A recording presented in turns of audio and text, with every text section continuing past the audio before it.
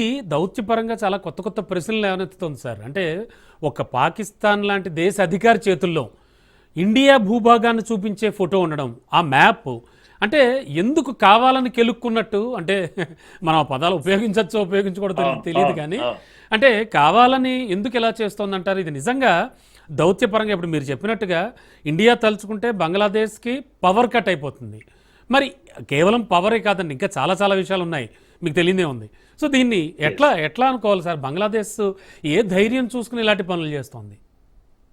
Younis యొక్క personal ఇది, తన ఎక్స్టెన్షన్ కొరకు ప్రజలను రాడికలైజ్ చేస్తున్నాడు. ఇస్లాం మతతత్వవాదాన్ని మరింత పెంచి పోషిస్తున్నాడు తప్పితే దాంట్లో ఆయన ఇప్పుడు ఎప్పుడు యుద్ధం పెట్టుకొని ఇండియాతో యుద్ధం చేసేటువంటి పరిస్థితి. బ్యాంకాక్ లో ఈ మధ్యన బిమ్స్టెక్ సమావేశాలు, శిఖరాగ్ర సమావేశాల్లో కూడా యూనిస్ కలిశాడు. ఎవరిని? మోడీని కలిశాడు. మోడీ గారు ఒక చిన్న ఏమంటారు సూచన లాంటి వార్నింగ్ ఇచ్చారు. దౌత్య సంబంధాలను మనము పెంచుకోవాలి, జాగ్రత్తగా వ్యవహరించాలి అనే వర్డ్ కూడా ఉపయోగించారు. కనుక అది హెచ్చరిక లాంటిది. యునెస్ కు తెలుసు, హీ నోస్ ఇట్. కనుక అంత అడ్వెంచర్ చేయడు, మిస్సిఫ్ మాత్రమే చేస్తున్నాడు, అడ్వెంచర్స్ చేయలేడు అతను భారత్ పైన. కాకపోతే మనకున్నటువంటి వైరాన్ని తను ఉపయోగించుకుంటున్నాడు, చైనాను కూడా చేస్తున్నాడు. అంతకు మించి చేయడానికి ఇంకేమీ లేదు, అవకాశం లేదు.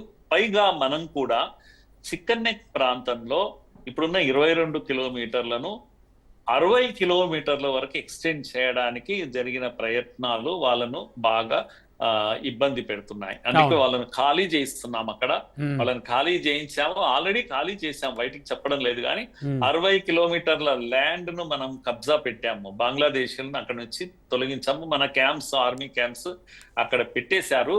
దాంతో ఉడికిపోతున్నారు వాళ్ళు. ఏం చేయలేరు, యుద్ధం కూడా చేయలేరు, వాళ్ళ ఆర్మీకి అంత సిచ్యువేషన్ లేదు. కనుక మనం చికెన్ నెక్ ఏదైతే అన్నాడు కనుక ఇప్పుడు కోరి కష్టాలు తెచ్చుకుంటున్నాడు. చికెన్ నెక్ అనేది ఇప్పుడు రైనోసార్ నెక్ అంత పెద్దది అయిపోతుంది కనుక ఇవన్నీ అని మనల్ని ఎంతగా ప్రవోక్ చేయడం వల్ల అంత నష్టం బంగ్లాదేశ్ కే జరుగుతుంది.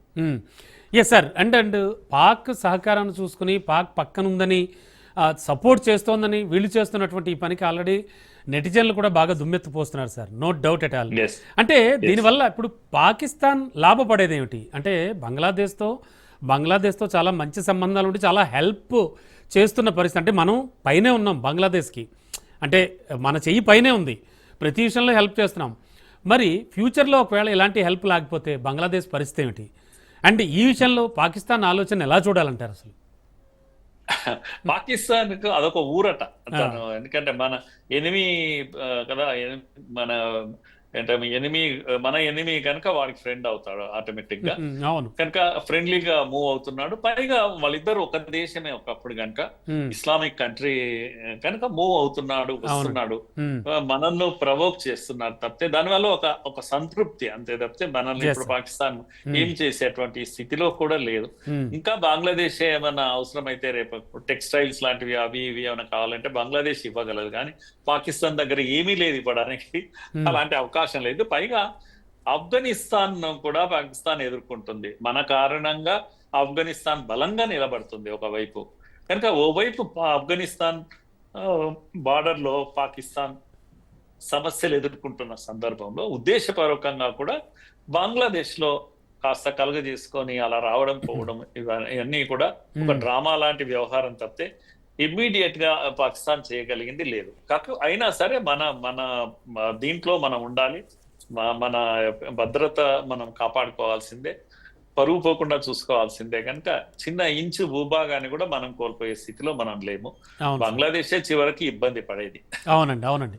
అయితే సార్ ఇక్కడ బంగ్లాదేశ్కి సంబంధించినటువంటి చెందిన ఈ సోషల్ మీడియా గ్రూప్స్ అన్నీ కూడా ఇదేం మ్యాప్ కాదు, బంగ్లాదేశ్ యొక్క జాతీయ జెండా ఆధారంగా వేసినటువంటి ఒక పెయింటింగ్ మాత్రమే అంటున్నాయి సార్. అయితే బంగ్లాదేశ్ భూభాగం షేపును గీసుకోవడంలో తప్పులేదు సార్, బట్ మన ఈశాన్య రాష్ట్రాలను అందులో యాడ్ చేయడం, దీనిపై మన నెటిజన్లు అయితే తీవ్రంగా మండిపడుతున్నారు. సో దీన్ని ఎలా చూడాలి? మన నెటిజన్లు సహజంగా మండిపడతారు, ఇది పడతారు. ముఖ్యంగా అస్సాం ముఖ్యమంత్రి ఇంకా భారీగా అన్నాడు, చికెన్ నెక్ను మేము రైనో నెక్ చేస్తాము మొత్తం, అంటే బంగ్లాదేశ్ ను పూర్తిగా సగభాగం కట్ చేసేంత అవకాశాలు కూడా మనకున్నాయి. మా బంగ్లాదేశ్ బార్డరే అలాంటిది, ఎక్కడ ఒక స్ట్రైట్ లైన్ ఉండదు అవును. బంగ్లాదేశ్. ఉమ్, కనుక అవి ఈ ఫింగర్స్, మన చేతికుండే ఫింగర్స్ లాగా ఉంటుంది. కనుక మనం ఎక్కడికెక్కడ ఈ ఫింగర్స్ కట్ చేయొచ్చు బంగ్లాదేశ్. ఉమ్, అలాంటి పనులు మనం చాలా చేయొచ్చు. మనం ఎన్నడూ అలా ఆలోచించలేదు. వాళ్ళ బార్డర్స్ అన్ని పోరస్ గా ఉంటాయి కంప్లీట్ గా. ఉమ్, వాళ్ళకు భద్రతనే లేదు. భద్రత ఉంటే మనదే ఉండాలి, కానీ వాళ్ళ భద్రతా దళాలు ఎక్కడ కూడా ఉండవు. మన భద్రతా దళాలు మన భూభాగాన్ని కాపాడుకోవడానికి బంగ్లాదేశ్ చుట్టూ 4000 కిలోమీటర్లు దీన్ని కాపాడుకుంటూ ఉంటాం. మనకు కూడా చాలా చాలా రిస్కీ, అంటే అంత కష్టపడాల్సి వస్తుంది. ఉమ్, కనుక కొన్ని భూభాగాలు కట్ చేయాలనుకుంటే సమస్య ఏం కాదు.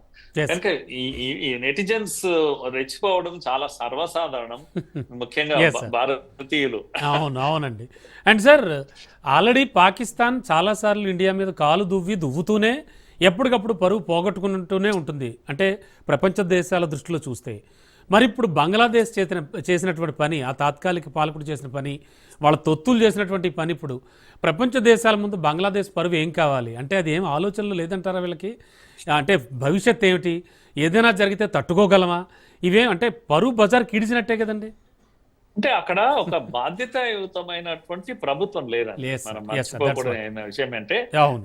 డెమోక్రసీ లేదు, బాధ్యత కలిగిన ప్రభుత్వం లేదు, ఒక ప్రైమ్ మినిస్టర్, ఒక ఇది ఏదీ లేదు. కనుక గందరగోళమైనటువంటి పరిస్థితి. కనుక వాళ్ళు తోచిన పద్ధతిలో వాళ్ళు చేస్తున్నారు. ఉమ్, కనుక ప్రజలు కూడా పాపం నిస్సహాయ స్థితిలో ఉన్నాడు. యూనిస్ ను పంపారు. యూనిస్ చేయాల్సిన పని ఏంటి? ఉమ్, అన్ని సమకూర్చి వెంటనే ఎలక్షన్స్ వైపు వెళ్ళాలి, ఎలక్షన్స్ కావాల్సిన ఏర్పాట్లు చేయాలి. అవును. అవేవి చేయడం లేదే.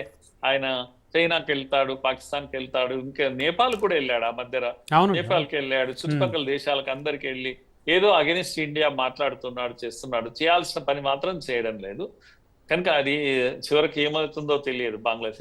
లక్కీగా మళ్ళా ఎన్నికలు జరిగి ప్రభుత్వము ఈ ఆమెనే కనుక మళ్ళా తిరిగి ప్రధానమంత్రి అవుతే మాత్రం మార్పులు వస్తాయి. తప్పకుండా భారత్ అనుకూలమైన పరిస్థితులు అక్కడ ఏర్పడతాయి. Yes. ఆందోళన చెందాల్సినటువంటి విషయం అయితే కాదండి. కాదండి, definitely sir. Thank you sir, thank you so much Thanks, sir. విశ్లేషణ అందించారు.